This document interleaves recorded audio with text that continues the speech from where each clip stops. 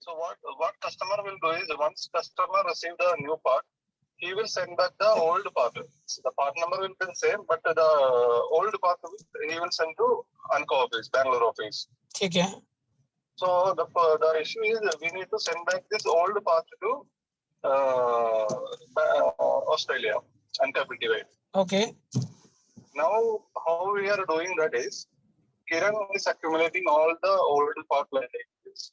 Then finally, quarterly once or half-yearly once, he will approach bank for issuing GROA certificate, by giving declaration and saying that these parts are sending back to and these parts are imported by India. Okay, it's a detailed issue, sir. We'll discuss aram se. It's a big issue. Okay. We'll discuss Okay. aram se. I'll call you. Yeah. Okay. Sure. Yeah.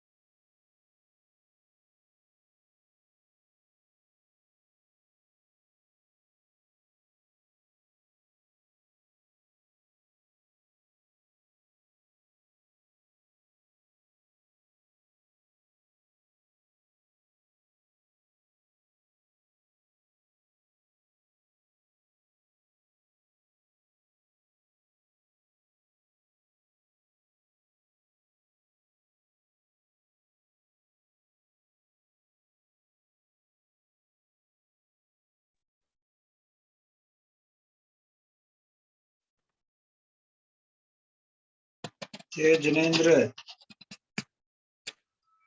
So everyone, Shravanji, Pavanji.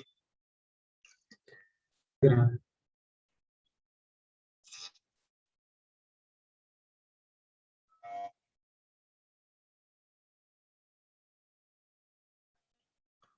हाँ Pavanji. Sir, Jai Hind, sir. Jai Jay Janendra, Shravanji. Janendra Sanjay ji. Okay, sir. बस बढ़िया. तो programme आपका अच्छे से हो गया sir. बहुत बहुत बधाई हो आपको. Thank you so much, sir. बस हाँ, आप सर. लोग आप लोगे तो उससे अब पवन जी आपको भी बधाई हो, आपका भी वैक्सीनेशन का भी अच्छे से हो गया है। कितने हुआ था टोटल? टोटल अभी एक्चुअली वैसे तो 310 हॉस्पिटल ने तो 310 काउंट करके दिया। मुझे लगता है कुछ अच्छा इशू हुआ, वो ज्यादा था हमारे हिसाब से। अच्छा, काउंटर पे हमारी भी तरफ से ज्यादा हुआ। हाँ, हाँ हाँ।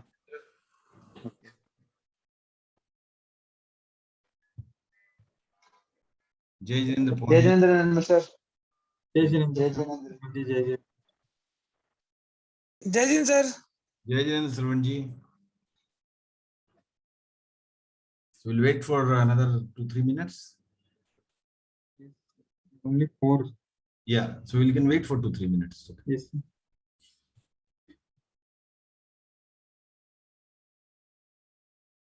I will send message in all the groups again now.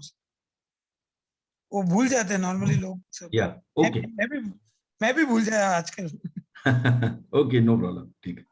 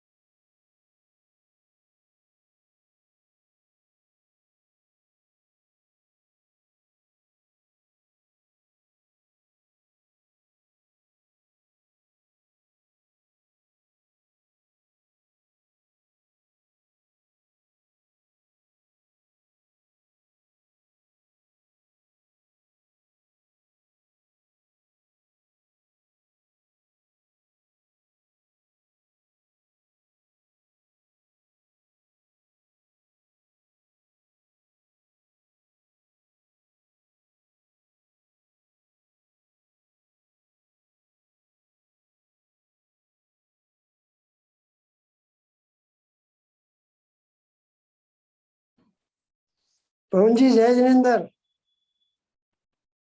कैसे हैं सब? जय जिनेन्द्र साहब। जय हाँ जिनेन्द्र सर। सब ठीक है। जय जिनेन्द्र नार साहब। जय जिनेन्द्र सर। जय जिनेन्द्र। जय जिनेन्द्र अशोक जी।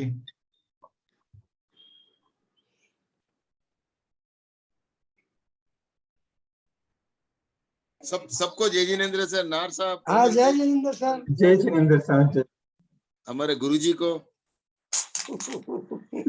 पहले नमस्कार। पहले नमस्कार। जय जिनेन्द्र विनोद जी।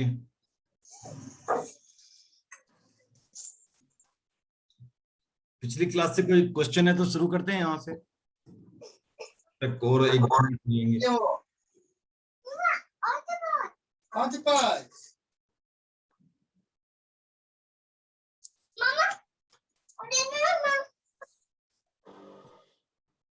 किसी को क्वेश्चन है लास्ट क्लास से?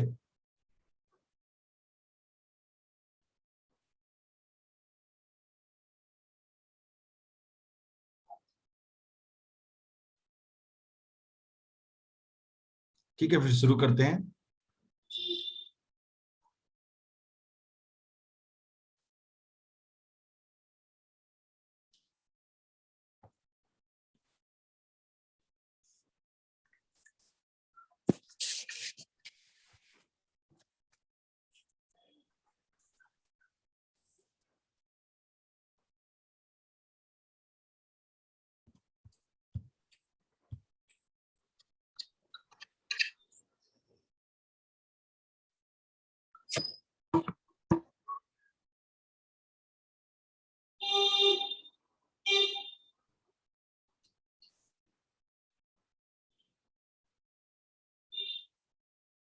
देख पा रहे हैं स्क्रीन आप? हाँ सर।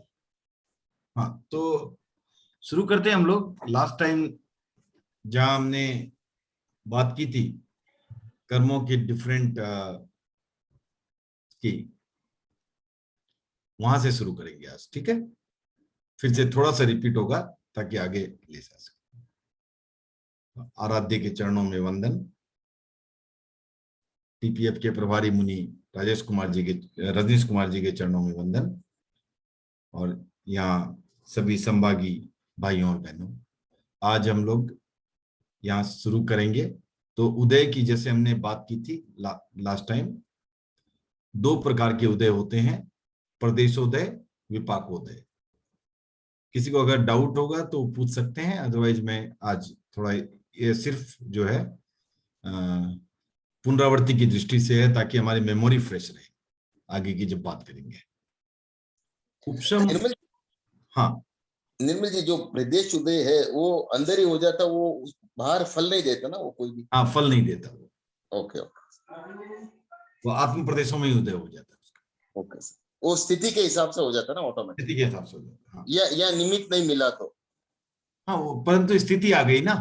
हाँ सर, स्थिति आ गई और निमित्त नहीं मिला तो उधर ही चढ़ जाता। Okay sir. उपशम जो है उसकी बात की थी, वो सिर्फ एक मोह कर्म का होता है। और इस स्थिति में क्या होता है, मोह कर्म का उदय नहीं होता है। और उपशम काल में जो है मोहनीय कर्म प्रभावहीन बन जाता है। लेकिन ये स्थिति एक मुहूर्त के अंदर बदल जाती है, अंतर मुहूर्त तक ही ये स्थिति रह सकती है। फिर हमने बात की थी क्षय की, जो किसी भी कर्म का पूर्ण विलय जो हो जाता है, संपूर्ण रूप से जो समाप्त हो जाता है, उसे कहते हैं क्षय। सभी कर्मों का क्षय होने के बाद पुनः कर्म नहीं लग सकते। क्षयोपशम जो हमने बात की थी, घाती कर्मों का, जैसे हमें पता है उदय हर क्षण चालू रहता है, प्रति क्षण कर्म का उदय होता रहता है, कर्म का हम वेदन करते हैं और वो कर्म क्षय होते रहता है। तो जब क्षयोपशम होता है तो इसमें क्या होता है, कर्मों का थोड़ा हल्कापन हो जाता है। कैसे होता है कि जो अभी जो आए हुए हैं उनका तो क्षय हो रहा है, वो तो निकल रहे हैं, और जो नेक्स्ट इमीडिएट आने वाले हैं जिसको हम उद्यावली कहते हैं, जो उद्यावली में जो कर्म है उनका क्या होता है, उनका उपशम हो जाता है। तो इस तरह इसका नाम क्षय और उपशम दोनों के संगम से क्षयोपशम। तो ये कर्मों का हल्कापन होता है और ये सिर्फ घाती कर्मों का होता है। तो इस आधार पर हमने उदय, उपशम, क्षय और क्षयोपशम की बात लास्ट टाइम की थी। मेमोरी रिफ्रेश हो गई सबकी, या किसी को प्रश्न है इसमें कुछ?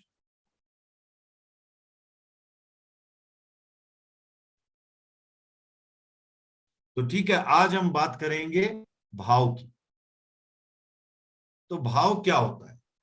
कर्मों के संयोग या वियोग से होने वाली जीव की जो अवस्था होती है, उसी अवस्था विशेष का नाम है, जो है हम भाव कहते हैं। अब आत्मा में क्या परिवर्तन आता है, उसकी अवस्था में क्या परिवर्तन आता है, जीव की अवस्था में क्या परिवर्तन आता है, या आप देख सकते हैं कि कोई भी आदमी रहता है, उसके भी विभिन्न परिस्थितियों में विभिन्न विभिन्न जैसे भाव भंगिमा हो जाती है। उसी तरह जो जीव के जो भाव होते हैं उनका अलग अलग नाम है। तो ये जीव का एक तरह से हम स्वरूप कह सकते हैं। अगर आप देखेंगे जीव का मूलभूत स्वरूप क्या है, वो है शुद्ध चैतन्य। शुद्ध चेतना रूप जो है वो जीव का मूलभूत स्वरूप है। लेकिन संसारी आत्मा जो होती है वो शुद्ध रूप में नहीं होती। क्यों नहीं होती है? क्योंकि वो अनादिकाल से कर्म से संश्लिष्ट है, कर्म मल से युक्त है, और इस कर्म के कारण जो है आत्मा अपने स्वभाव में नहीं रह करके उसमें विभाव आता रहता है। तो इस तरह उसकी अलग अलग परिणतियां होती रहती है, और उन्हीं परिणतियों का नाम हम एक तरह से कह सकते हैं कि भाव है। ठीक है, किसी को कोई प्रश्न? भाव किसे कहते हैं, समझ में आ गया सबको? ठीक है, आगे बढ़ते हैं।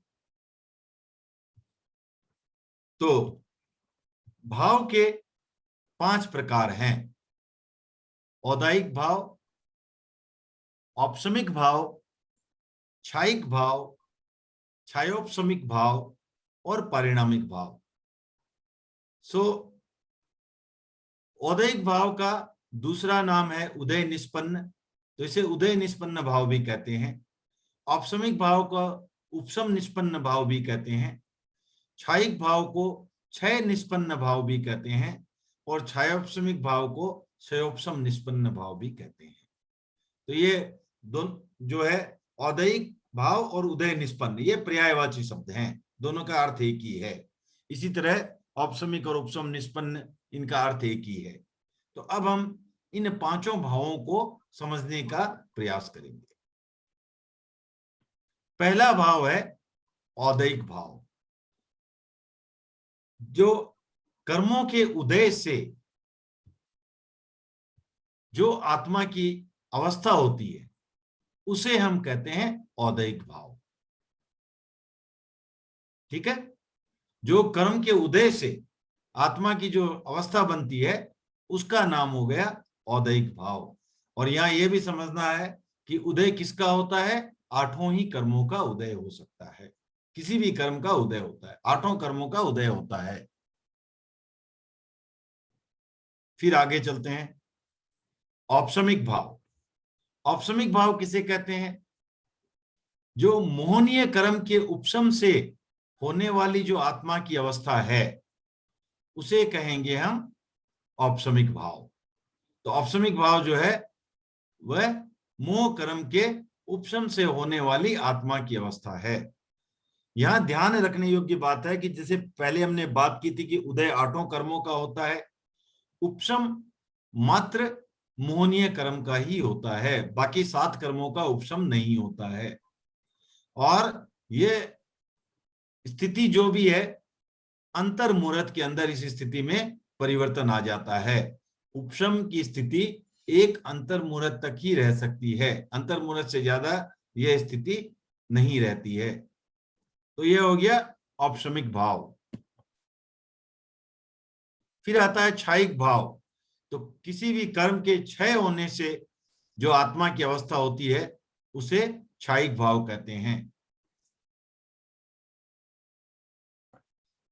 क्षयोपसमिक भाव, 4 घाती कर्मों के हल्केपन से होने वाली जो आत्मा की अवस्था है उसे क्षयोपसमिक भाव कहते हैं। यहां ये ध्यान रखने योग्य बात है कि अघाती कर्मों का क्षयोपसम नहीं होता है। तो यहां पर एक बार के लिए हम थोड़ा सा विराम लेके इसको अच्छी तरह से थोड़ा और समझने की कोशिश करते हैं। उसके पहले पारिणामिक भाव भी कंप्लीट कर लेते हैं। तो ये क्षयोपसमिक भाव, क्षयोपसम की परिभाषा हमने देखी ली है। पारिणामिक भाव क्या होता है?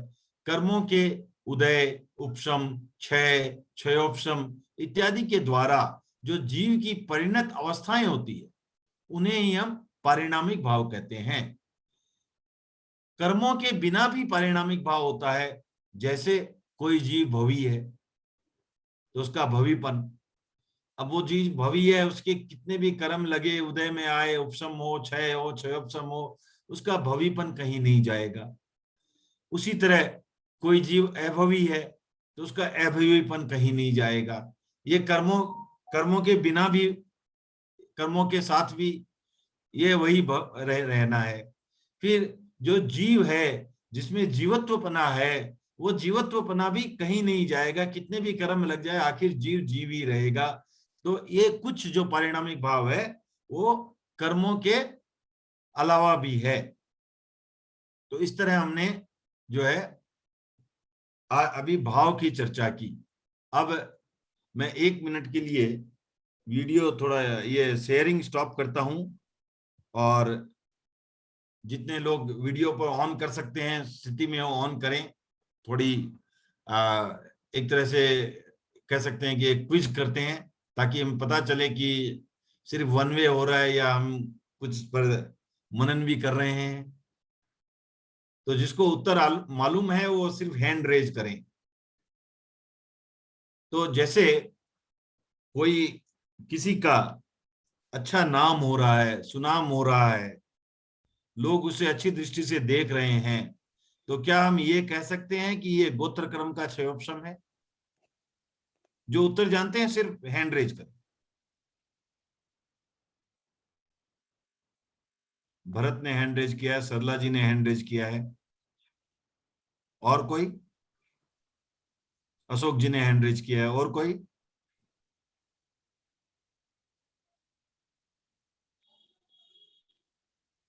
विनोद जी ने हैंड रेज किया है। तो अब जिन्होंने हैंड रेज नहीं किया है उनसे पूछते हैं, शुरुआत करते हैं पहले।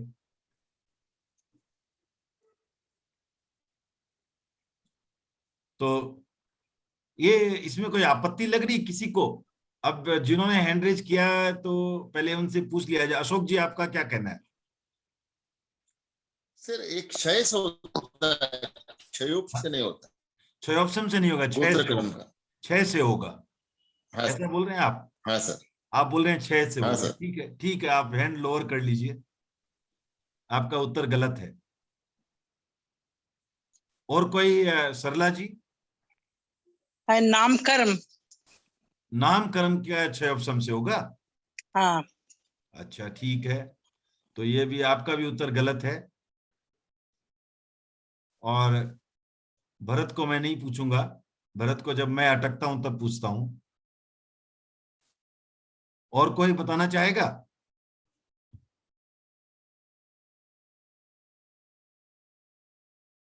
भरत के सिवाय विनोद जी, आपने हाथ उठाया था। ये क्षयोपशम खाली केवल घाती कर्मों का होता है। बहुत अच्छी बात है। तो इसलिए आप ये समझे, क्षयोपशम तो सिर्फ घाती कर्मों का ही होता है, आघाती कर्मों का क्षयोपशम होता ही नहीं है। तो इसलिए गोत्र कर्म क्या है? आघाती कर्म है या घाती कर्म है? गोत्र कर्म क्या है? घाती है या आघाती है? अगाती है, अगाती। आघाती है। तो आघाती कर्म का, आघाती का क्षयोपशम हो ही नहीं सकता। सर तो मेरा आंसर सही था ना सर? नहीं नहीं मेरा नहीं आंसर नहीं, आपका भी आंसर सही नहीं है। एक मिनट, आते हैं, उस पर भी आते हैं, उस पर भी आते हैं। तो अब आप ये देखो कि आपको एक छोटा सा, एक क्या बोलते हैं, ये बता देता हूं मैं, ट्रिक या टिप। हमें जो भी आत्मिक उपलब्धि होती है, आत्मिक शक्ति की उपलब्धि होती है, वह कर्मों के हल्केपन से होती है या कर्मों के क्षय उपशम या क्षयोपशम से होती है। जो भी आत्मिक शक्ति होती है और जो भी भौतिक प्राप्ति होती है वो कर्मों के उदय से होती है। अब आपका जो ऊंचा नाम हुआ वो ये भौतिक प्राप्ति है या आत्मिक प्राप्ति है अशोक जी? भौतिक प्राप्ति है। भौतिक। ये किसी को, काफी लोगों ने वीडियो ऑफ कर रखा है, जिनकी भी सिचुएशन हो कृपया इंटरेक्शन के दौरान वीडियो ऑन रखें। जिनके लिए संभव नहीं है ठीक है, जिनके लिए संभव है प्लीज ऑन रखें। तो ये बात समझ में आ गई नहीं? ये भौतिक है। किसी को ऑब्जेक्शन है इस पर? ये भौतिक है, इसका मतलब क्या हुआ? ये किसी कर्म के उदय से ही होगा। अच्छा, ठीक है ना? जो जो भी भौतिक उपलब्धि होती है तो कर्मों के उदय से होती है। तो अगर हमारा उच्च गोत्र क्रम उदय में आएगा तो क्या होगा? हमारा सुनाम होगा। निम्न गोत्र क्रम उदय में आएगा तो हमारा नाम जो नीचे आएगा। सही है ना? तो इसका मतलब क्या हुआ? ये जो भी हो रहा है ये हमारा ये उच्च ये जो है कर्मों जो भी हमारा नाम हो रहा है वो कर्मों का उदय है, क्षयोपशम नहीं। नहीं, इसका मतलब हुआ सर कि जो भी गोत्र क्रम नाम क्रम है इसका क्षय का कोई सवाल ही नहीं है, उदय से ही लिंक है। हाँ, उनका उनका क्षयोपशम तो होता ही नहीं है। हाँ नहीं, क्षय नहीं होता। छह होता है लास्ट में 14वें गुणस्थान में। हाँ हाँ उसके पहले छह का कोई चांस नहीं है। अब मान लीजिए आप देखो, इसका पहले अगर 6 हो गया तो क्या विचित्र स्थिति पैदा हो जाएगी। आपका आपका शरीर किससे मिलता है? नामकर्म का उदय है ना। नामकरण। नामकर्म उदय में नहीं रहा तो शरीर का क्या होगा? खत्म। तो वो संभव नहीं है। तो आपको ये समझना है कि ये कर्म जो है ये कभी भी ये जाएंगे नहीं। न इनका उपशम होगा न क्षयोपशम होगा। क्षय कब होगा? 14वें गुणस्थान के लास्ट में, 14वें गुणस्थान के बाद इनका क्षय होगा एक साथ। चारों आघाती कर्मों का एक साथ जो है क्षय होगा। आघाती कर्मों को इसीलिए भवोपग्राही कर्म भी कहते हैं, क्योंकि इसके कारण ही भव चलता है। ये भव इन्हीं पर टिका हुआ है। आपका जो भी जन्म मरण जो भी भव हो रहा है वो सब ये भवोपग्राही क्रम है। तो ये जो आपको कर्म है इनको आघाती कर्म को भवोपग्राही भी कहते हैं। ठीक है, तो ये तो हमें ये ध्यान रखना, आगे से कहीं नहीं उलझना है। दो चीजें ध्यान रखनी है। एक दो तीन चीजें जो है रिपीट करता हूं मैं। एक ध्यान रखें, उपशम सिर्फ मोहनीय कर्म का होता है। दूसरी बात ध्यान रखें कि क्षयोपशम सिर्फ घाती कर्मों का होता है। ओके। और तीसरी जो महत्वपूर्ण बात है वो ध्यान रखें, कोई भी आत्मिक जो चेतना जागृत होती है या जो भी होता है, आत्मिक शक्ति उपलब्ध होती है, हमें आत्मिक प्राप्ति होती है, वह किसी कर्म का क्षयोपशम या उपशम होता है। जो भी भौतिक प्राप्ति होती है वो कर्मों का उदय ही होता है। अब आप कहेंगे जैसे हमें इंद्रिय मिली, ये कर्मों का उदय है या क्षयोपशम है? पवन जी? उदय उदय। उदय। ओके, और कोई बोलना चाहेगा इसमें?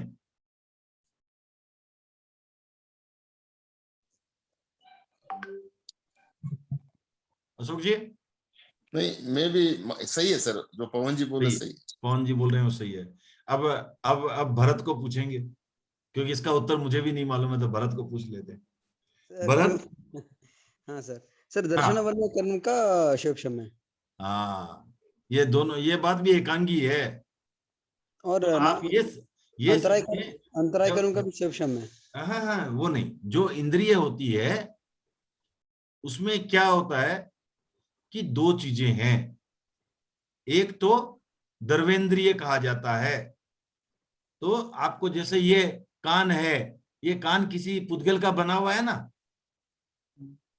उसका जो बाहरी रूप है, अंदरूनी रूप है, जो भी है वो, जैसे आंख है उसका बाहरी रूप है, अंदरूनी रूप है, वो किससे बना हुआ है? पुद्गलों से बना हुआ है। इसके अंदर जो रेटिना है वगैरह अंदर जो भी है, ये सारा का सारा पुद्गलों का बना हुआ है।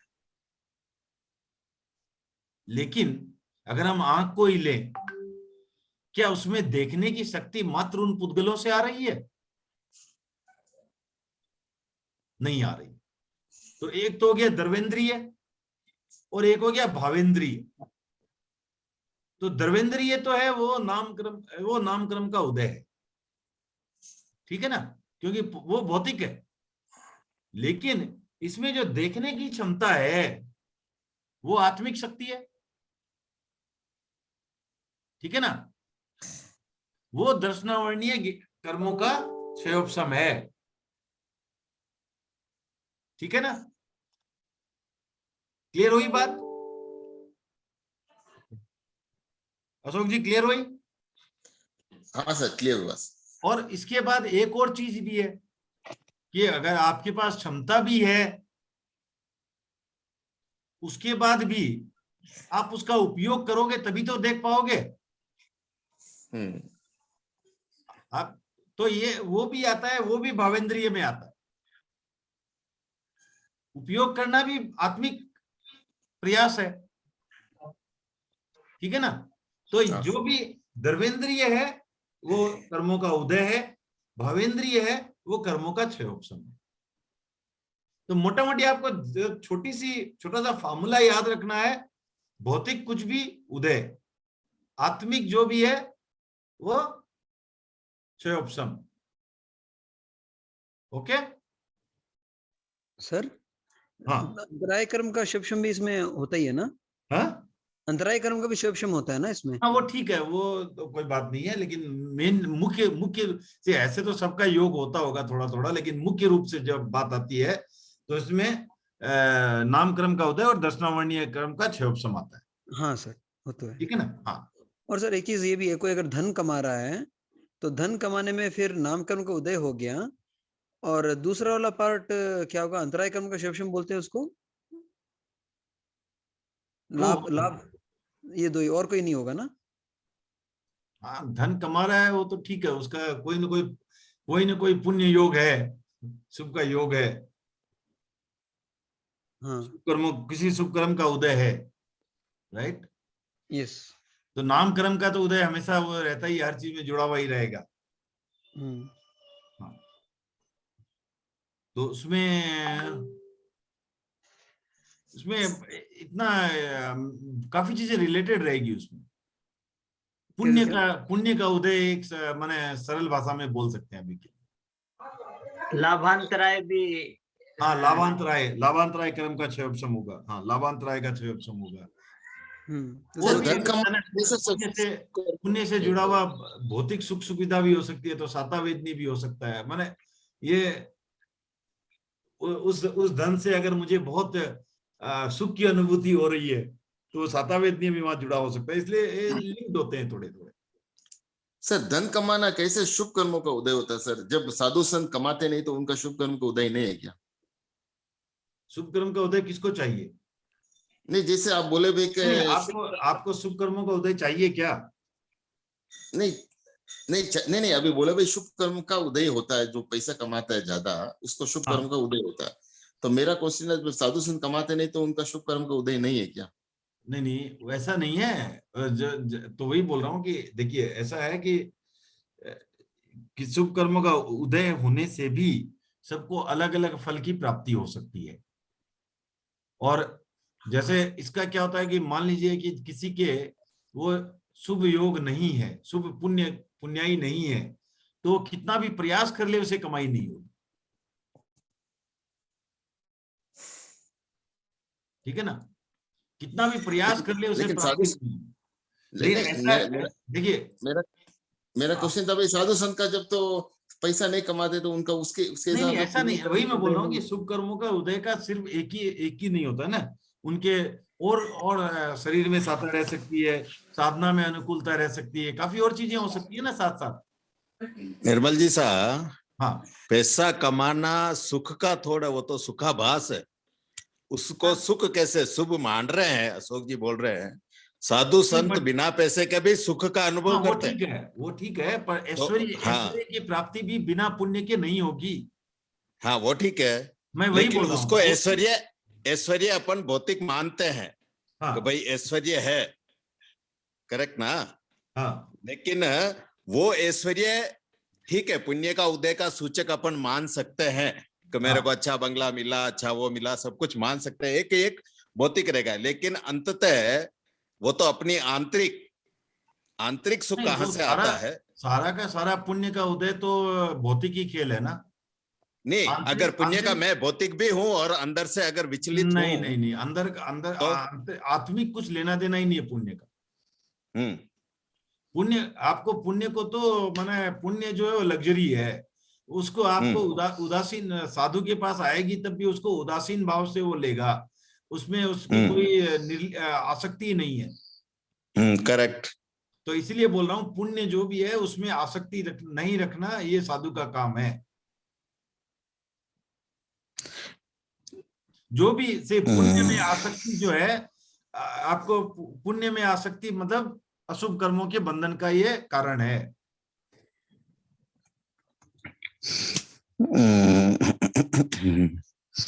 ठीक है, आगे बढ़े। थोड़ा सा एक दो क्वेश्चन है, बाद में देखते हैं। नहीं, पूछिए, कोई दिक्कत नहीं है। नहीं, जैसे अपन पुण्य के प्रकार में जाते हैं हाँ। अन पुण्य, पान पुण्य, सैन पुण्य, लैन पुण्य सभी कुछ होता है, ठीक है।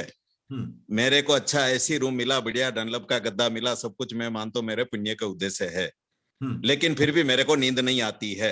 हाँ, वो असाता वेदनीय क्रम का भी ओके। उदय है, साथ साथ हाँ, असाता वेदनीय क्रम का भी उदय है। करेक्ट। और तो साधु वो सब संत ठीक होते है। हैं, हाँ, साधु संत होते हैं, एक कार्टून बॉक्स के तट्टे पर वहां पर उस पर चादर बिछा के सो गए आराम से, नींद मस्त नींद आ रही है, काय स्वर्ग में चले गए। नहीं, वो सैन का ठीक है, तो लाभ। उनको साता वेदनीय का उदय है, वो उसमें दिक्कत कहाँ है। लेकिन हाँ, जो अशोक जी का प्रश्न था, वो जो भौतिक आपको जो एसी रूम मिला, वो भी किसी भी शुभ शुभ का उदय था, नहीं तो हर किसी को वो भी नहीं मिल रहा। ओके। वो भी किसी पुण्य, लेकिन बात यह है कि अगर मान लीजिए किसी को, कभी साधु को भी किसी पुण्य योग से उनको अच्छा भवन मिल गया, अच्छी सुविधा मिल गया, तब भी उनको उसमें आसक्ति नहीं रखनी है। अगर उसमें भी उनकी आसक्ति हो गई तो वो पाप बंध का कारण बन सकती है। ये मैं बराबर। बात वही कह रहा था कि अगर आपको जो भी पुण्य भी आता है, आया कोई बात नहीं, उदय में आया, उसे उदासीन भाव से लेना है, उसको भोग भाव से नहीं रखना है। उसको जैसे ही भोग भाव में करेंगे तो हमारा पाप का बंध होता है। करेक्ट। स्वामी जी ने तो इतना तक कहा कि साधु के लिए तो न तो मरने की वांछा करना, न जीने की वांछा करना, इतना तक कहा, न तो जीने की इच्छा करो, न मरने की इच्छा करो। पुण्य का तो उनको है ही है, आपको पता ही है। जैसे वो आता ही है स्वामी जी का, वो कौन सा अशोक जी कौन से गीत में आता है ना, वो तेरापन प्रबोध में आता है ना, पुण्य बंध धार्मिक करनी स्यू, केवल पुण्य स्वतंत्र नहीं, वो वालो। नहीं, वो नहीं। वो लास्ट समय में जब बोलते हैं कि आप स्वर्ग पधारो, की इच्छा, आप पधारो स्वर्ग में। हाँ, वो स्वर्ग मने नहीं, स्वर्ग चाहिए मत उड़जो थे भी आमे। हाँ, बराबर। तो ये क्या बोला उन्होंने कि वो उसको ये नहीं चाहिए, राइट, पुण्य नहीं चाहिए। लेकिन वो ठीक है, होता है, वो नेसेसरी है, क्योंकि उसके बिना मुक्ति भी संभव नहीं है। क्योंकि निर्जरा जो करनी है, उसके कारण निर्जरा के लिए शुभ योग करना होगा, और शुभ योग के साथ पुण्य का बंधन, शुभ का बंधन होगा। वह कुछ किया नहीं जा सकता। ये एक तरह से जैसे हमें गेहूं के साथ भूसा भी मिलता है, धान के साथ भूसा मिलता है, वो कोई बात नहीं, उसको है, उसको उसी हिसाब से उसको ट्रीट करें। उसको भूसे तो ये पुण्य में अपना भूसा है बस। हाँ, उसको भूसे की तरह ही ट्रीट करें, धान की तरह ट्रीट मत करें, बस।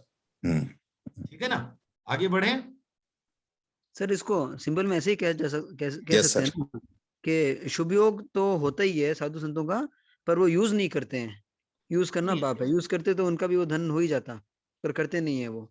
ऐसा नहीं है ना, ऐसे ही देखिए, वही मैं बोल रहा हूँ कि भरत, ऐसा नहीं कि किसी भी चीज का यूज करना न करना वो भी कई बार हाथ में नहीं रहता है उनको। जैसे अब जो सेम का है ना, उसका तुम्हारे पास 5 लाख रुपए हैं, तुमने उससे कुछ टीवी खरीद लिया, फ्रिज खरीद लिया, कोई और उससे है जो पुस्तकालय बनाता है, कोई और कुछ करता है, सबको ये उपयोग करना अलग अलग बात है। तो जो भी संयोग मिला, जो भी मिला, वो ऐसा कहना कि इससे यही मिलेगा, इससे 1 करोड़ ही मिलेगा, कोई जरूरी नहीं है। इससे और भी चीजें अलग अलग रूप में वो आ सकता है उदय में। वो उदय में तो आएगा, उनको मिलेगा भी, लेकिन उनको जो है ऐसा है कि धन के रूप में मिलेगा जरूरी नहीं है, सुविधा के रूप में मिल सकता है, लेकिन फिर भी उसमें उनको आसक्ति नहीं रखनी है। ये महत्वपूर्ण बात है। हाँ सर, क्लियर। निर्मल जी, लाइव एग्जांपल एक जैसे दे सकते हैं भाई, यूपी का चीफ मिनिस्टर योगी भी बना और अखिलेश भी बना। नहीं, मैं तो उसमें नहीं उलझूंगा अभी। नहीं, एज ए चीफ मिनिस्टर बने। अब वो उस चीफ मिनिस्टरशिप का, ये पुण्याई से मिला मेरे को, चीफ मिनिस्टर की पदवी पुण्याई से मिल गई, लेकिन उस पुण्याई का उपयोग कैसे, मतलब एक वो उदाहरण के रूप में समझा रहा हूँ, नॉट एज ए पॉलिटिक्स। नहीं, यहाँ वो भी नहीं है, यहाँ उससे भी है। वो चीफ मिनिस्टरशिप भी नहीं लेंगे हमारे साधु तो ना, ये भी पुण्य का योग हुआ तो उनका चीफ मिनिस्टर जैसा नाम हो जाएगा, ऐसा हो जाएगा कि चीफ मिनिस्टर ने उनको सम्मान दे दिया, ऐसा हो जाएगा, उनको राजकीय अतिथि घोषित कर दिया गया, ऐसा हो जाएगा। लेकिन फिर भी उसमें उनको उलझना नहीं है, क्योंकि हमारे ऐसा भी उदाहरण आया ना। अब जैसे आप देखो कि आचार्य सिद्धसेन दिवाकर का आया, उनको राजाश्रय मिला और उसमें उलझ गए, उनमें मान आ गया। तो ये भी बहुत अच्छी स्टोरी है, जो अगर पढ़ना चाहें तो संस्कृत के प्रकांड पंडित थे सिद्धसेन दिवाकर। फिर उनके गुरु को पता चला कि ऐसा हो गया है, तो उन्होंने फिर से आकर के इसको सचेत किया सिद्धसेन दिवाकर जी को। तो ये जो है इसकी भी एक अच्छी माने इंटरेस्टिंग स्टोरी है। संस्कृत में ही उनको कैसे जो है वापिस आकर के बात बताई उनको। तो वो क्या है कि वो जो आपका पालने वगैरह में चढ़ने लगे, सेवक पालना उठा के चलते थे। तो वृद्धवादी भी एक बार जो है वो पालना उन्होंने ऐसा तो उन्होंने सोचा कि ऐसे तो नजर में आऊंगा नहीं मैं इनके, तो वो पालने पर जो है अपना हाथ दे करके उठाने लगे वृद्धवादी। जब सिद्धसेन दिवाकर पालने में जा रहा था तब, अब वो वृद्ध अवस्था में थे, तो सिद्धसेन दिवाकर उनको देख के पूछता है, उनको पहचान भी नहीं पाया और उनको देख के बोलता है कि जो ये पालने का दंड है, डंडा, ये तेरे को लग रहा है कि ये वो संस्कृत में बोलते हैं बाधती, दंड है बाधती। बाधती मतलब कि वो आप तुम्हें बाधा पहुंचा रहा है। तब एक्चुअल में क्या, संस्कृत में दो प्रकार के एक धातु होते हैं, एक आत्मनेपदी, एक परस्परेपदी, परस्पनेपदी ऐसा कुछ। तो आत्मनेपदी जो होता है उसमें बाधती, बाध जो धातु है वो धातु मीन्स क्रिया, वर्ब। जिनको नहीं समझ आता, मेटल नहीं, धातु मीन्स क्रिया या वर्ब। तो बाध जो क्रिया है वो आत्मनेपदी है और उसमें बाधती नहीं होता, बाधते यूज होता है। तब वृद्धवादी ने उनको जवाब देता है, दंड न बाधते बाधती बाधते, कि तेरा जो बाधती बोलना है वो मुझे दुख पहुंचा रहा है, दंड दुख नहीं पहुंचा रहा है। तो सिद्धसेन दिवाकर को तुरंत जो है ये आभास हुआ कि हाँ क्या हो गया, ये मेरे गुरु हैं, नहीं तो कोई भी इस तरह मेरी गलती इस तरह पकड़ने वाला मेरा गुरु ही हो सकता है। तब तुरंत वह जो उनको वो वापिस चेत गए और वापिस उन्होंने फिर जो है सिद्धसेन दिवाकर जी भी हमारे काफी क्या बोलते हैं, एक प्रतिभावान आचार्य हुए हैं और काफी उनकी रचनाएं भी हैं। तो चलिए थोड़ा विषयांतर हो गया, लेकिन इंटरेस्टिंग स्टोरी थी सिद्धसेन दिवाकर जी की। आगे चलते हैं। सर निर्मल जी, एक छोटा सा इसी में डाउट। हाँ। तो समझ लीजिए ना, जो मतलब पैसा कमाते और जो रूट उसका सही नहीं है लेकिन पैसा तो कमाते हैं, तो वो भी शुभ योग है, शुभ कर्मों का उदय है क्या वो भी? सर आप जो कर रहे हो, अभी जो भी कर रहे हो उसके कारण आपको अभी कर्म लग रहा है। हाँ वो कर्म लग रहा है, वो समझ गया हाँ, सर। हाँ, तो वो तो ठीक है ना। अब ऐसा है, वो वही है, उनको मिल वही रहा है। सर मैं किसी को लूट के कमाता हूं तो वो शुभ कर्म का उदय है क्या? नहीं, आप कुछ भी कर रहे हो सर, इसका परिणाम मैं जानता हूं, उसका कर्म बनता है, लेकिन हाँ। जो पैसा आ रहा है वो शुभ कर्म का उदय है क्या? हाँ वो होगा, नहीं तो मिलेगा ही नहीं आपको। वही लाभ अंतराय कर्म का अगर क्षयोपशम नहीं होगा तो आपको मिलेगा ही नहीं। आप किसी को ठग भी लोगे तो आपको वही ठग के ले जाएगा। लेकिन थोड़ा विचित्र है ना सर। विचित्र नहीं है ना, विचित्र क्यों है? भाई लूट के भी कमाता हूं तो वो भी शुभ कर्म, और सही ढंग से कमाता हूं तो भी शुभ कर्म का योग है। नहीं नहीं नहीं नहीं, वो जो वही वो बोल रहा हूँ ना, जो कमा रहे हो वो शुभ कर्म का योग है। अभी जो कर रहे हो उसके लिए फ्यूचर में भरोगे ना, पहले आपने शुभ कर्म किए थे ना। हाँ, तो आपने मान लीजिए 5 साल पहले रुपये लगाए, ठीक है। 5 साल पहले कोई स्कीम में रुपये लगाए, आज इंटरेस्ट मिल रहा है क्या? हाँ मिल रहा है सर। मिल रहा है। आज आप घर में हाथ पर हाथ धर के बैठे रहो तो भी मिलेगा, तो भी मिल रहा हो। आज आप उल्टा पुल्टा काम करो तो भी मिलेगा, तो भी मिलेगा। तो क्यों मिल रहा है? आप आज तो कुछ नहीं कर रहे हो आप, माना आपने जो पूर्व में किया उसका असर आज हो रहा है।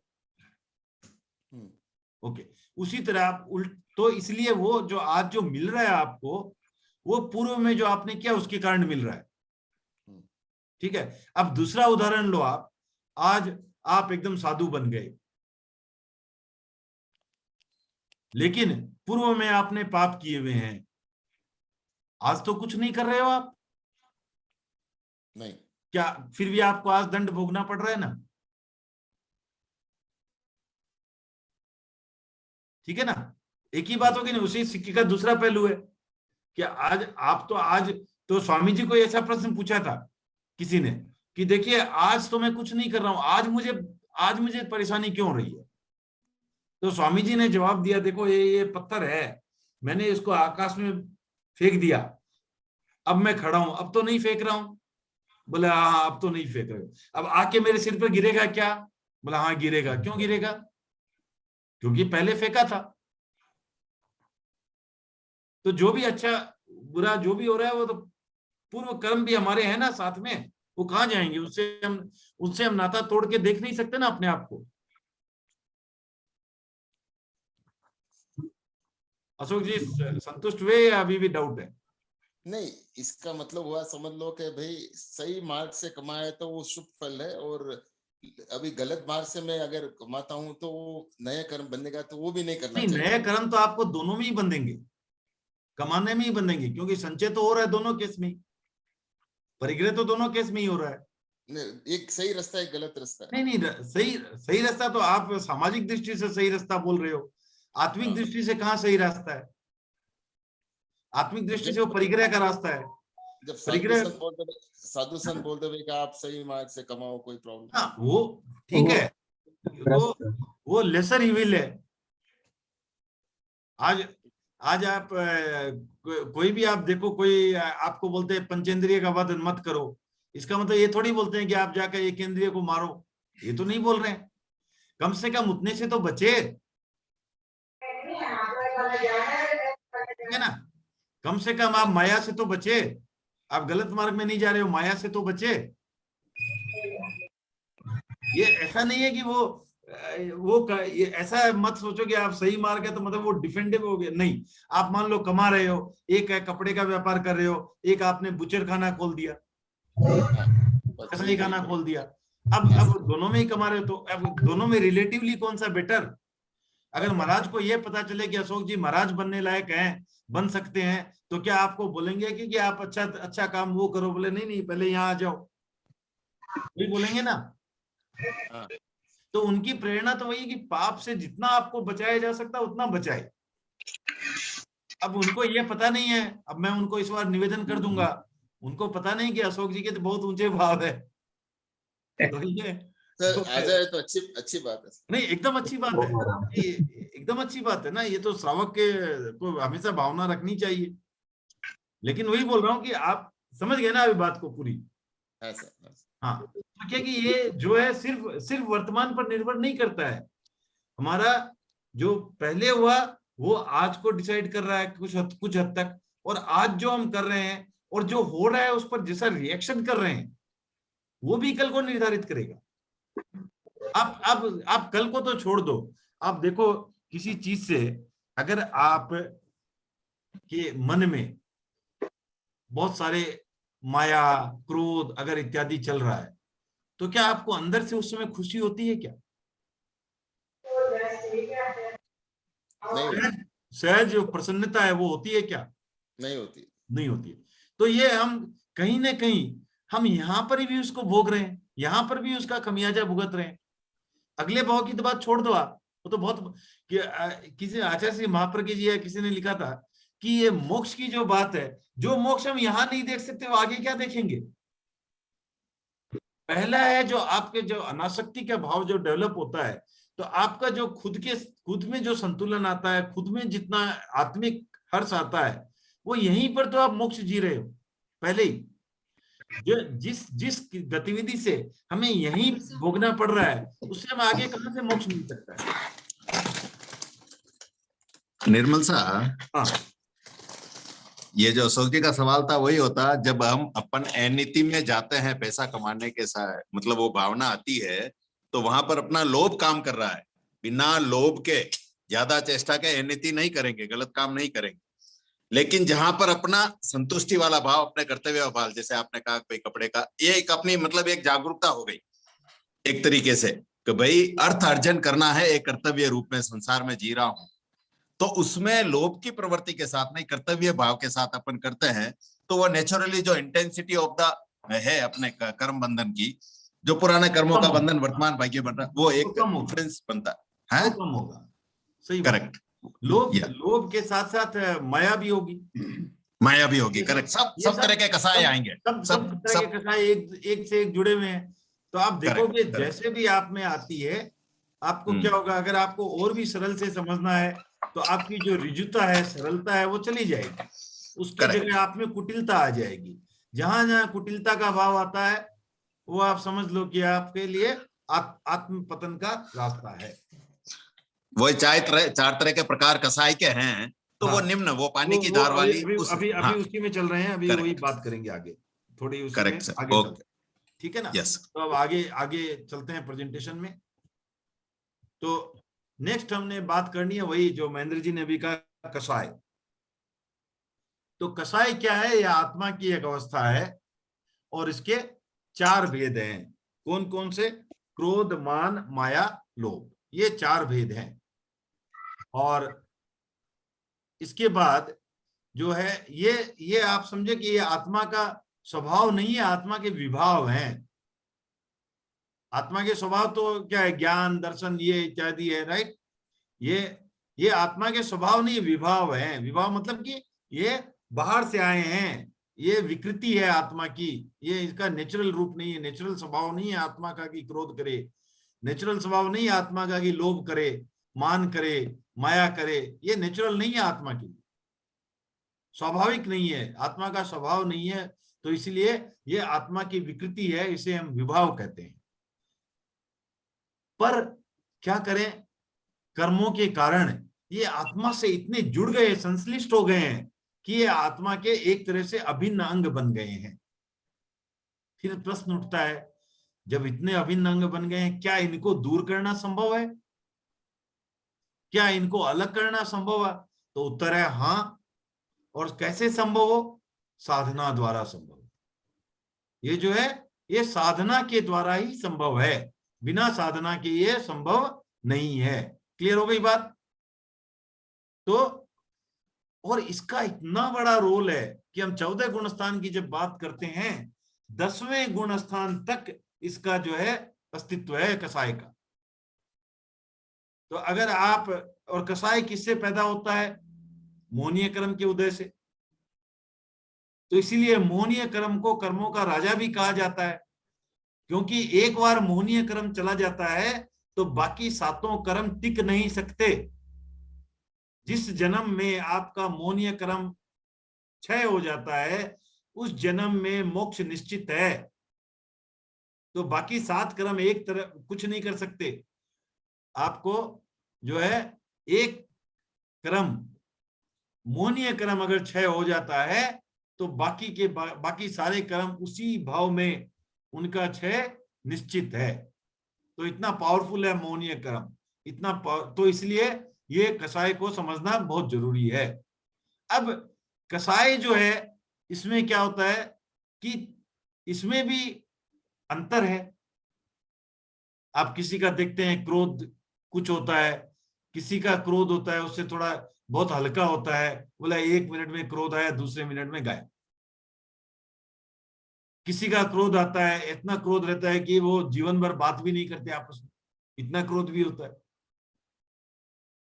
तो तीव्रता और मंदता के आधार पर चारों कसायों के फर्दर 4 भेद किए गए हैं और उनका नाम है, आज ज्यादा डिटेल में नहीं जाएंगे, उसमें फिर कभी जाएंगे, अनंतानुबंधी, अप्रत्याख्यान, प्रत्याख्यान और संज्वलन।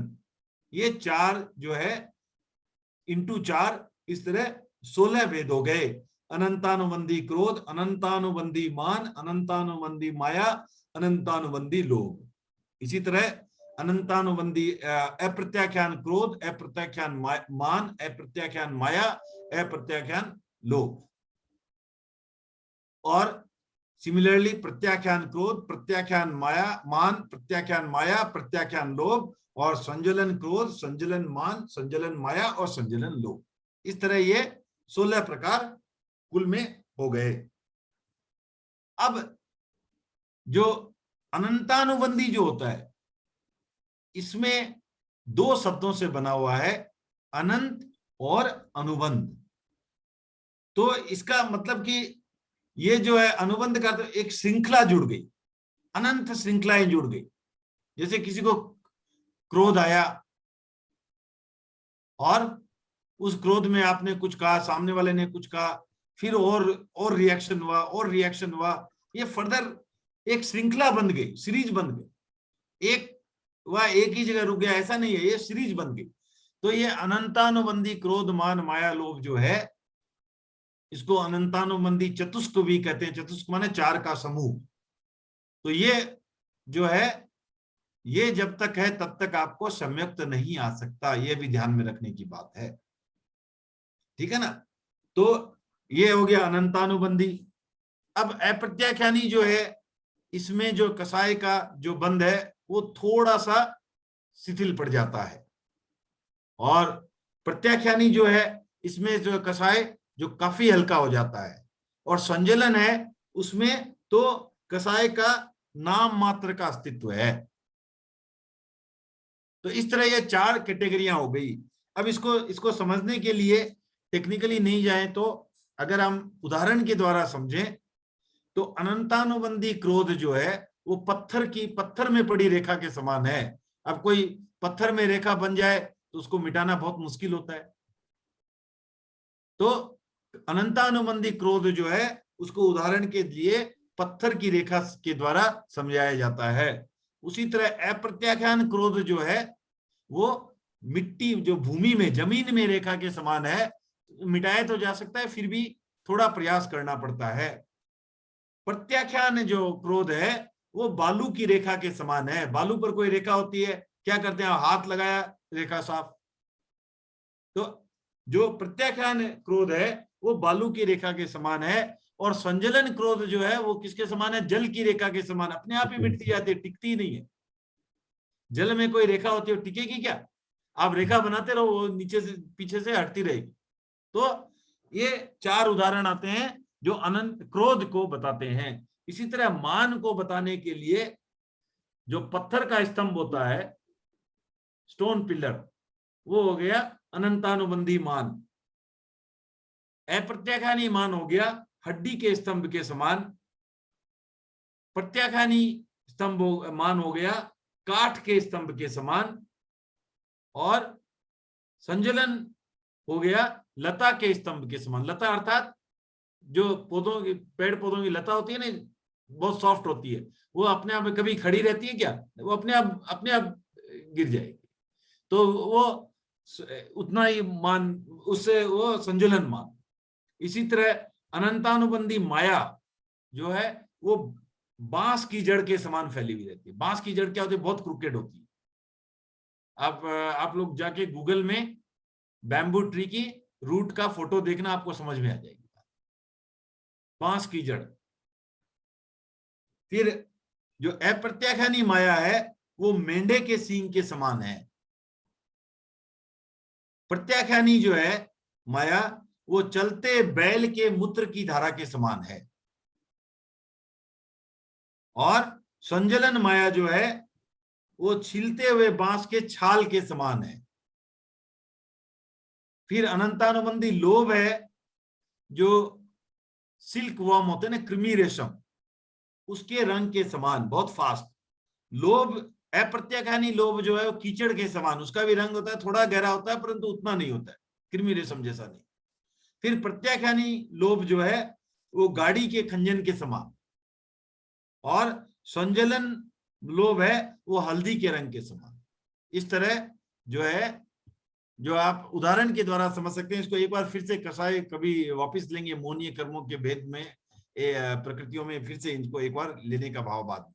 अब जो है हमें 14 गुणस्थान की बात है, वो आज लेना है, या आज कुछ प्रश्न है तो आज इसको अगले क्लास में भी ले सकते हैं, अदरवाइज आज भी ले सकते हैं थोड़ा बहुत। अगर प्रश्न है तो अगली क्लास में लेते हैं, नहीं तो आज लेते हैं।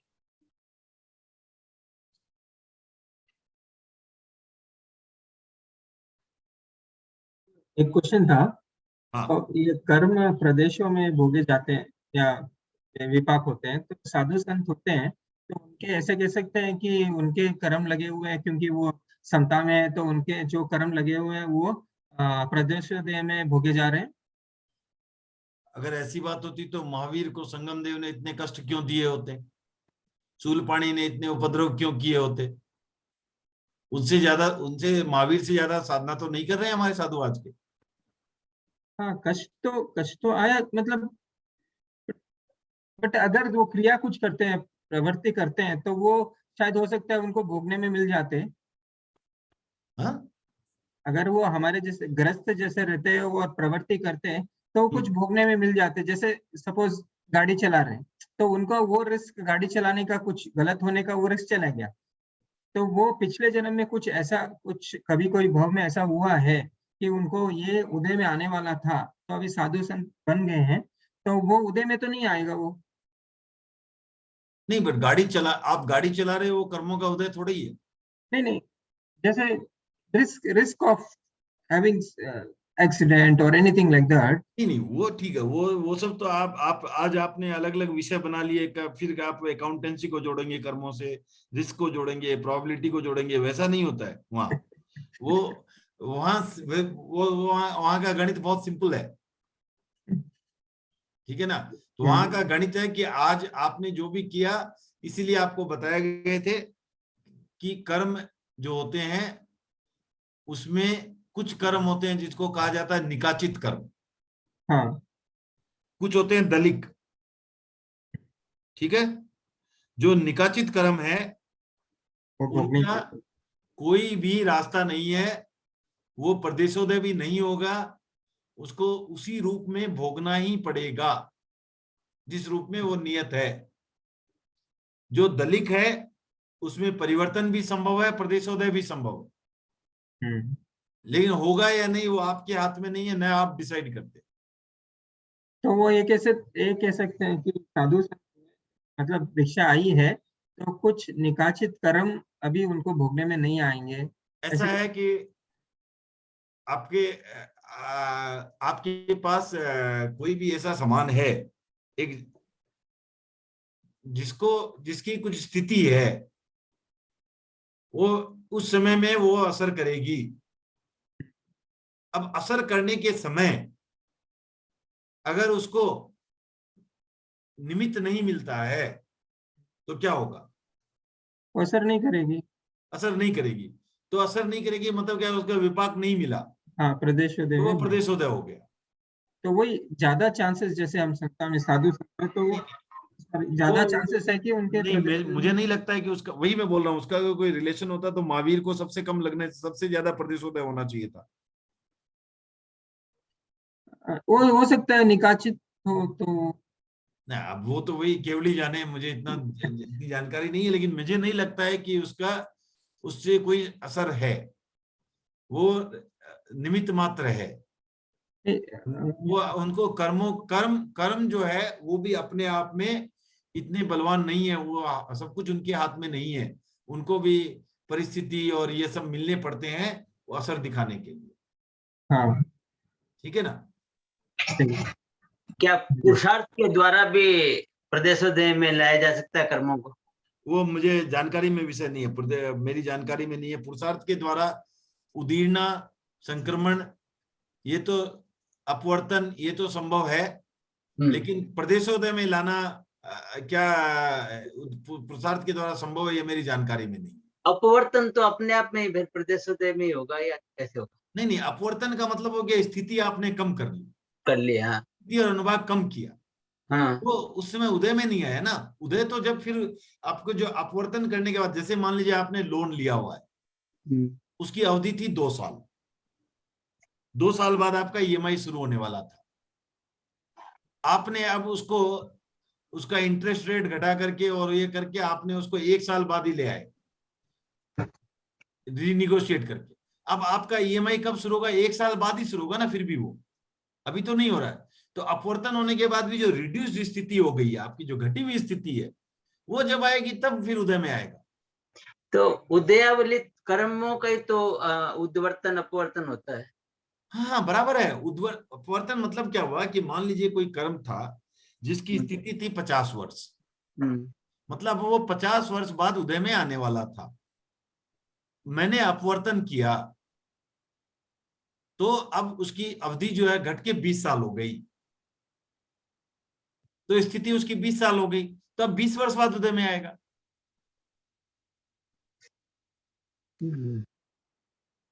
ठीक है ना? ये स्थिति से संबंधित है, ये भी ये तो अबाध काल जो उदय में आने का भाव होगा, उदय का बजाय जैसे कर्म को बढ़ाना या कर्म को घटाना, नहीं, वो दोनों ही होता है। जब आप अपवर्तन करते हो तो स्थिति भी घटती है और उसका अनुभाग भी घटता है, दोनों होता है, दोनों होता है एक साथ। हाँ, अनुभाग भी घटता है और स्थिति भी घटती है।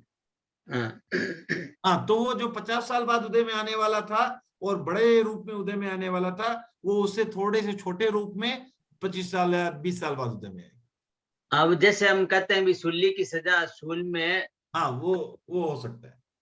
हाँ सर, जैसे किसी का देव आयु बन गया तो कर्मों की स्थिति तो फिक्स्ड रहती है, तो उस समय वो उनका बहुत बड़ा आयु रहता है, तो वो कह सकते हैं कि वो प्रदेश देव में भोगेंगे सब।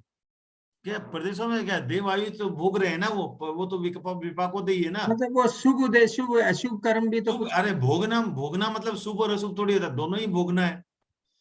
आपको राजभोग मिल रहा है, आपको राजभोग मिल रहा है, वो भी भोगना है। और आपको जो माने कोई ऐसे क्या बोलते हैं उसको, क्या होता है वो चिरायता होता है ना, जो बहुत कड़वा होता है, वो भी भोग है।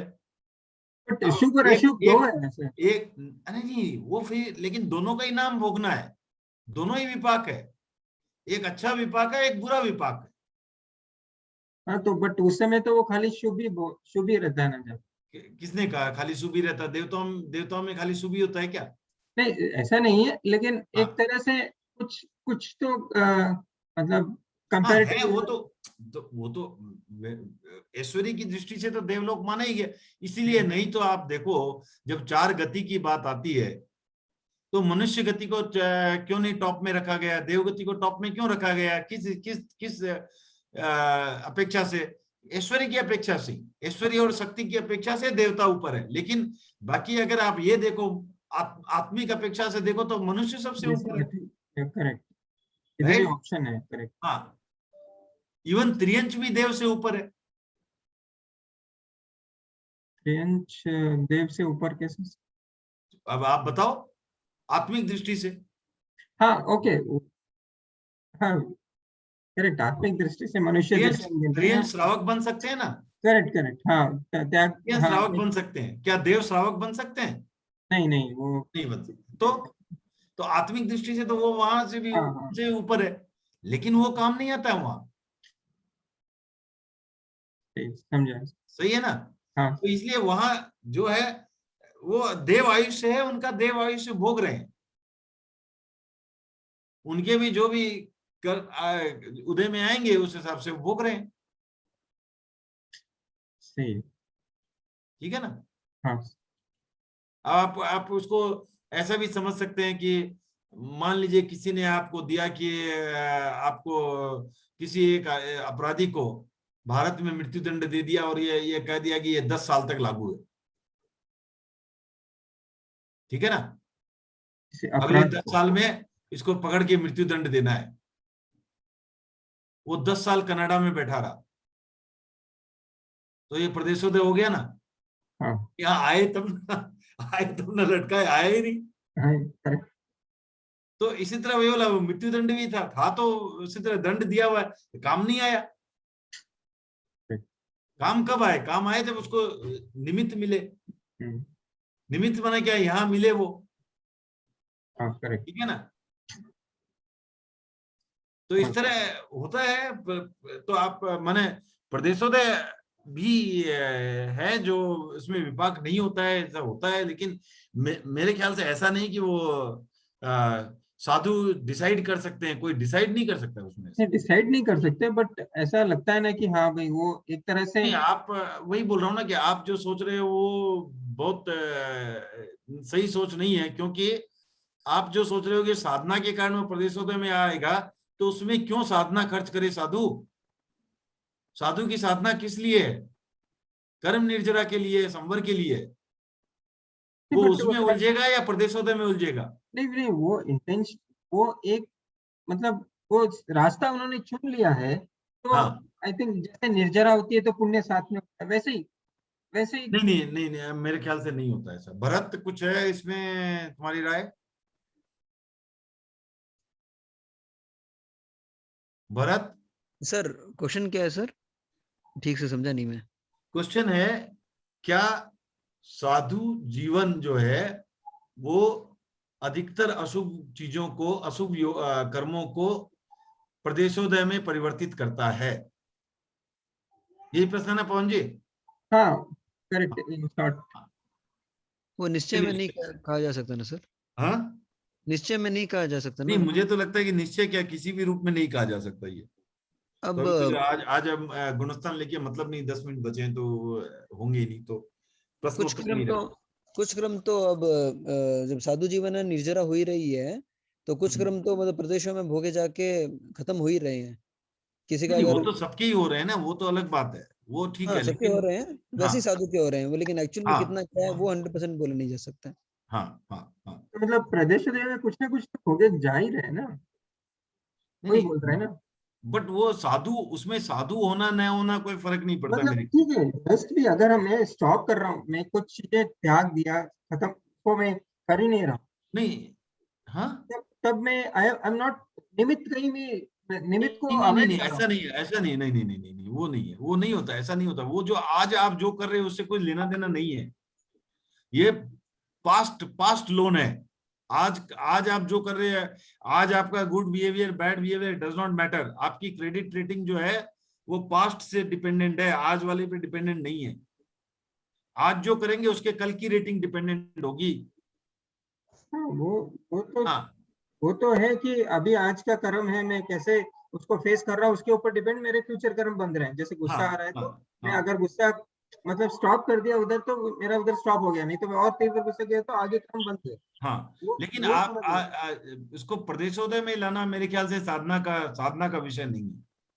नहीं पवन जी, नहीं निर्मल जी, मैं क्या समझ रहा, पवन जी का क्वेश्चन ऐसा है कि भाई कोई दीक्षा लेने से बहुत सारे निमित्त कम हो जाते हैं, जैसे जो निमित्त हो सकता है, अगर समझ एक आदमी अगर त्याग न लेता तो उसका जो चांसेस ज्यादा रहता है, और जब साधु मतलब कोई साधु हो जाता है तो उसका निमित्त सर वही मैं बोल रहा हूँ आपको, कैसे ये बताऊं अभी कि महावीर स्वामी ने दीक्षा लेने के बाद जितने कष्ट सहे हैं उतने बाकी 23 तीर्थंकरों ने मिलकर नहीं सहे हैं। उनसे बड़ी साधना की क्या पराकाष्ठा हो सकती है? जब इतने बड़े साधक को इतने कष्ट हो सकते हैं तो हम कैसे ये कह सकते हैं कि किसी को साधना लेने से निमित्त नहीं मिलते हैं या उनको जो है कर्म प्रदेशोदय में आ जाएंगे? नहीं हो सकता, बहुत सारे कर्म नहीं हो सकता हो तो आपको हमारे भी हो सकता है। नहीं, मैं वही बोल रहा हूँ, वो साधना से उसका लेना देना नहीं है। तो ये मैं क्यों पूछा बोले तो कर्म की स्थिति और वो होता है ना, एक वो तय होता है ना उधर, इसके लिए पूछा, क्योंकि उस टाइम तक वो भोगना होता है। तो may be life is small, like अभी देखा जाए तो भोगना होता है, मतलब कि वो तो आपका आएगा, आपके हाथ में ही नहीं है, आप क्या करोगे उसको?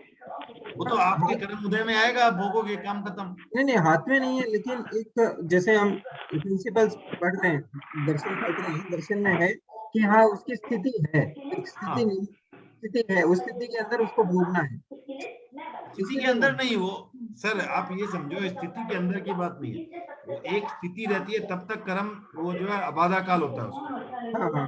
तब तक वो, जब तक उसका अबाधा काल है तब तक वो आपको असर नहीं करता। जैसे ही अबाधा काल खत्म हुआ, वो भी हमें पता नहीं ना कि अबाधा कब खत्म होगा। हमें पता है नहीं, उससे मतलब नहीं है, हमें नहीं पता है, लेकिन रिकवरी एजेंट कभी तो आएगा। हमें नहीं पता कब आएगा, बोल के नहीं आएगा, लेकिन आएगा। लोन है तो आएगा। तो इसी तरह ट्रीट करें इसको, क्योंकि ये आपके हाथ में नहीं है। निर्मल जी, इसको ऐसे हो सकता है जैसे पवन जी कह रहे भाई, मेरे को साधु जीवन आया, वो मेरे पहले के कर्मों का प्रतिफल था, इसलिए मेरे को साधु जीवन, मैंने 5 महाव्रत लिए।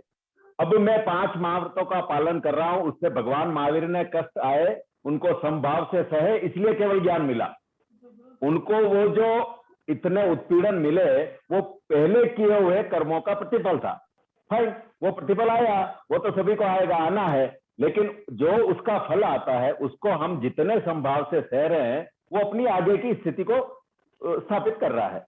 नहीं वो तो मैं भी कह रहा हूँ ना, उसमें हाँ, कोई ये तो समझ नहीं गया, है। ये तो नहीं, ठीक है। ये इसमें डाउट नहीं है। ये कह रहे हैं कि चूंकि उन्होंने साधु जीवन लिया है तो उस हिसाब से आएंगे ही नहीं, उनका काम कम में सलट जाएगा। वो नहीं होगा, वो तो आना ही है ना, पहले क्यों है वो तो आना ही है, वो तो आना है। विपाकोदय में न आकर के प्रदेशोदय में आ जाए, वो ये कह रहे हैं। हाँ, वो वही पूछ रहा हूँ, करेक्ट है सर, वही पूछ रहा हूँ। नहीं, मैं प्रश्न समझ गया आपका, लेकिन मेरे ख्याल से उनका साधना से उसका संबंध नहीं है।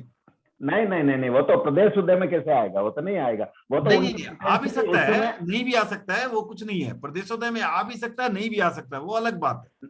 जैसे अभी ये तो कर्म जब बंधते हैं तभी वो डिसाइड ज्यादा मोटा मोटी होता है भाई किस तरह से उनका उदय होगा। नहीं, वो निकाचित कर्म होते हैं तब उनका उचित रूप में उदय होता है, बाकी में परिवर्तन की संभावना, बाकी में ओके अपवर्तन उद्वर्तन वो होता भी है, प्रदेशोदय भी हो सकता है। हाँ ठीक है, लेकिन उसमें बाकी तो वो ठीक है, वो हो सकता है, लेकिन इसका साधना से संबंध नहीं है। मैं वो इतना ही कह रहा हूं, साधना से संबंध सिर्फ निर्जरा और संबर का है, उदय का कोई संबंध नहीं है साधना से, ये समझे आप। निर्जरा और संबर जो है उसका साधना से संबंध है। तो साधना से आप क्या करोगे? आप अपवर्तन कर सकते हो, उदीर्णा कर सकते हो, ये तो कर सकते हो। बट ये भी तो उदय से संबंध हुआ ना। हाँ? ये भी तो उदय से संबंध हुआ। कैसे उदय से संबंध हुआ? उदय का टाइम कम कर दिया ना, टाइम। हाँ, वो टाइम कम करना साधना है। राइट। हाँ, दूसरा आप ये समझे, आप साधु बन रहे हैं नहीं बन रहे हैं, आप धर्म कर रहे हैं नहीं कर रहे हैं, इसमें आप कर्म का हस्तक्षेप कम ही माने। ये आपके पुरुषार्थ पर निर्भर है। आप डिसाइड करो, ये पुरुषार्थ की बात है। इसका मैंने उदाहरण भी दिया था एक बार आपको, कि जैसे हम समझते हैं, कई लोग बोलते हैं भाई मेरे भाग्य में ही नहीं है धर्म करना। ये गलत है सोचना ही, आप करो, होगा। अब जैसे इसका कैसे समझ सकते हैं, उदाहरण के द्वारा बताता हूं। आपने और मैंने दोनों ने 10-10 रसगुल्ले खा लिए। अब मेरे को तो भयंकर पेट में पीड़ा हुई, रात को आनंद आया। एक अब क्या था, जो हमने रसगुल्ले खाए वो किसी कर्म का प्रभाव था क्या? नहीं, वो आज की जो वो मेरा पुरुषार्थ था, वो मेरा एफर्ट था, वो मैंने किया। अब उसी सेम एफर्ट से मेरे को तो पेट दर्द हुआ, क्योंकि मेरे असातावेदनीय कर्म उदय में आ गया। और आपको है जो आनंद की प्राप्ति हुई, वो आपको सातावेदनीय कर्म उदय में आ गया। तो ये जो आनंद और पीड़ा हुई वो कर्मों का फल था, लेकिन जो रसगुल्ला खाना है वो किसी कर्मों का फल नहीं था। इसमें मत उलझो। तो ये अगर रसगुल्ला खाना जब कर्मों का फल नहीं था, तो धर्म करना न करना कैसे कर्मों का फल हो सकता है? तो वही यही एग्जांपल, ये तो हमें करना है या नहीं करना, हमें डिसाइड करना है। नहीं तो हमें, ये बता रहा हूँ, काफी लोग बोलते हैं हमारे भाग में ही नहीं है धर्म करना, हमारे भाग में ही नहीं सामायिक करना। ऐसा नहीं है, वो आपके भाग नहीं, आपके आलस्य में है न करना। आप आलसी हो, नहीं कर रहे हो, आप आलस्य त्यागो और करो, होगा। किसी को होता है भाई मन नहीं लगता है। आप देखो, व्यायाम भी करते हैं, कई लोगों का मन नहीं लगता है। वॉकिंग जाते हैं, कई लोगों का मन नहीं करता है। और कई लोग आपको ऐसा मिलेंगे जो 4 महीने से कंटिन्यूस वॉक कर रहे हैं, उसके बाद उनको एक दिन न जाए तो मन नहीं लगता है। वही बात धर्म की होती है। एक बार अभ्यास हो जाए तो आप उसके बाद देखो, किसी को अगर सुबह सुबह उठ के कोई सामायिक करता हो तो उसके बिना उसको ब्रेकफास्ट भी नहीं पाएगा। तो ये क्या, ये पुरुषार्थ की बात। ये इसमें पूर्व कर्मों को दोषी बनाना, अगर ऐसा ही होता तब तो फिर तो सब कुछ होता ना, ऑटोमेटेड होता, तो हमें कुछ करने की जरूरत ही नहीं थी। हमारे भाग्य में जब लिखा हुआ मोक्ष चले जाएंगे, हमें कुछ करने की जरूरत क्या है? फिर तो सर वही करने की जरूरत नहीं है। हम अच्छा कर रहे हैं, बुरा कर रहे हैं, जब भी भाग्य में होगा अच्छा कर लेंगे, भाग्य में होगा बुरा कर लेंगे, फिर हम दिमाग लगाई क्यों नहीं इतना? तो ये सब है जो पुरुषार्थ है। यही जैन धर्म जो है वो उसकी विशेषता है। कोई ये नहीं मानता कि सब कुछ ईश्वर जैसे चाहेगा वैसा हो जाएगा, ये नहीं मानता जैन धर्म। जैसा हम चाहेंगे वैसा होगा। हमारा काम है रास्ता निकालना।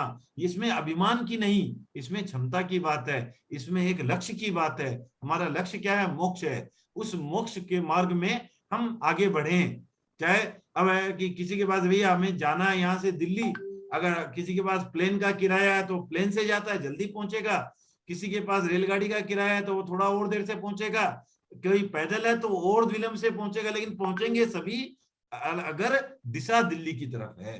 अगर हमारी दिशा सही है और ये मानना है कि कोई भी चलाने वाला भगवान नहीं है, घर में बैठ के बोले कि भगवान मुझे दिल्ली पहुंचा दे, इतना बड़ा अर्थक्वेक आ जाए कि ये और दिल्ली के बेंगलोर की भूमि एक हो जाए, तब भी नहीं संभव है। तो इसलिए जो है ये मानना होगा हमें कि कोई भी कार्य करना वो हमारे अपनी आत्म प्रेरणा से होता है, और जो फल मिलता है वो कर्मों का फल।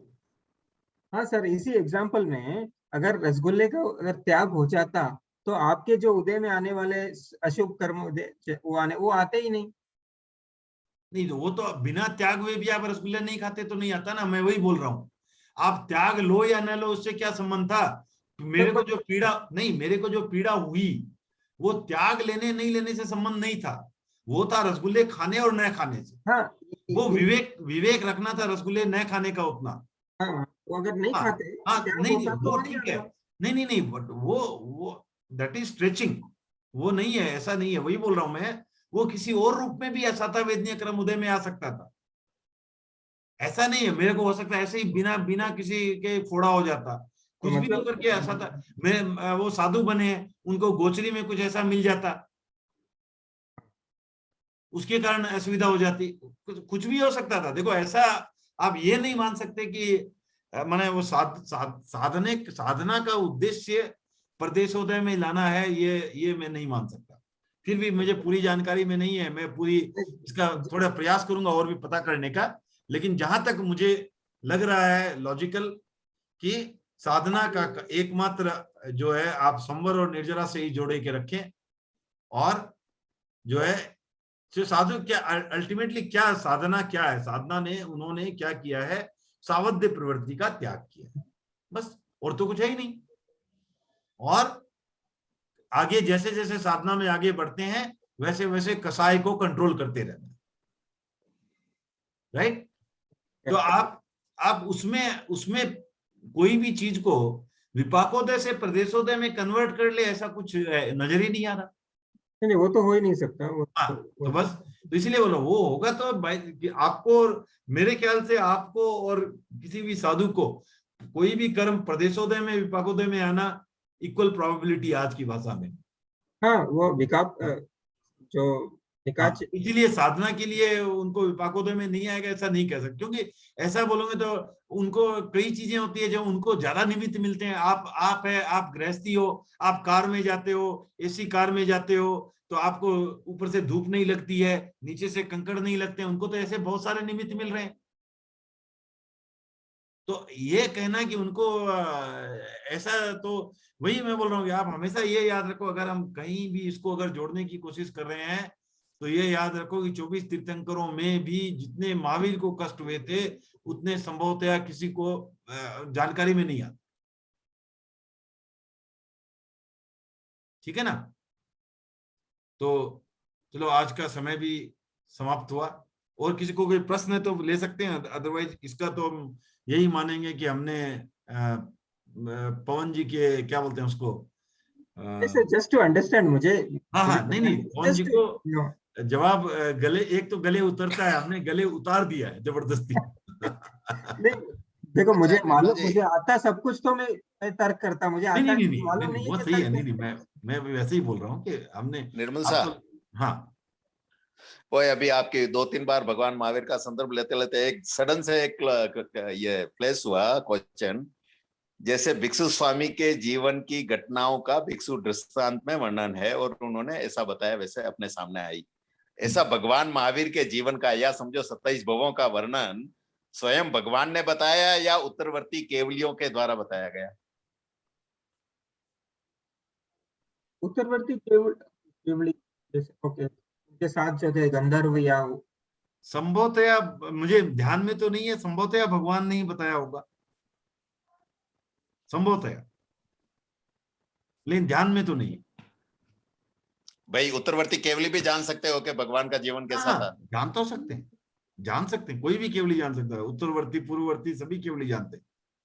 क्योंकि भगवान ने मोटा मोटी तो जैसे आगम की वाणी दी, जो क्वेश्चन आंसर चले, अपन मोटा मोटी वो मानते हैं कि भाई केवल ज्ञान के बाद भगवान ने तो खाली वो बातें ही बताई, जीवन जीने की, या क्वेश्चन चला समझो गौतम स्वामी ने जो भी पूछे वैसा वैसा। ठीक है, तो वो जानकारी में नहीं। हाँ, ऐसे जस्ट अभी आपसे सुनते सुनते एकदम क्वेश्चन आया। तो भावों का वर्णन तो आता है, लेकिन किसने किया वो जानकारी में नहीं है। Correct correct. सर वो आता है ना सर, वो आनंद श्रावक भगवान को पूछते हैं कि आपके स्वप्न का ये, तो उस समय कोई ना कोई तो थे ना भगवान को, तो वो जानते तो थे कि ऐसे ऐसे हो रहा है। नहीं, उनका प्रश्न वो नहीं है। उनका प्रश्न है कि भगवान के 27 भावों का वर्णन स्वयं भगवान महावीर ने बताया था या किसी और केवली के द्वारा, क्योंकि हम पढ़ते तो है ना भगवान के पिछले 27 भाव, वो बताया किसने था, वो उनका प्रश्न है।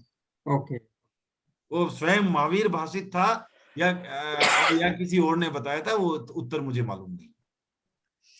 ठीक ठीक, ऐसे ही आया था। ठीक हाँ, सर निर्मल जी, एक क्वेश्चन सर, एक लास्ट क्वेश्चन। हाँ सर, जो निकाचित कर्म है उसका निमित्त नहीं मिले तो क्या होता सर? मिलना ही पड़ेगा। वो 100% मिलेगा ही क्या? हाँ, मिलेगा। अगर स्थिति है, समझ लो आप 50 साल की और 50 साल में वो निमित्त मिलना ही है 100%। मिलेगा। ओके, कुछ नहीं किया जा सकता उसका, अपरिवर्तनीय है वो। ओके। वो गवर्नमेंट लोन लिया आपने, आके पकड़ेगा ही आपको। प्राइवेट वाला लोन नहीं है, छूटने का रास्ता नहीं है उसमें। आरबीआई घर आ जाएगी, कुछ नहीं कर सकता। That is not possible. वो निगोशिएबल नहीं है, नॉन निगोशिएबल इंस्ट्रूमेंट। ठीक है, ओके, थैंक यू। आज इतना ही रखते हैं। सबके आभारी हैं। अच्छा चिंतन चला, और धन्यवाद। Thank you. ओम हरम। ओम हरम, थैंक यू। कृतज्ञोस्मि।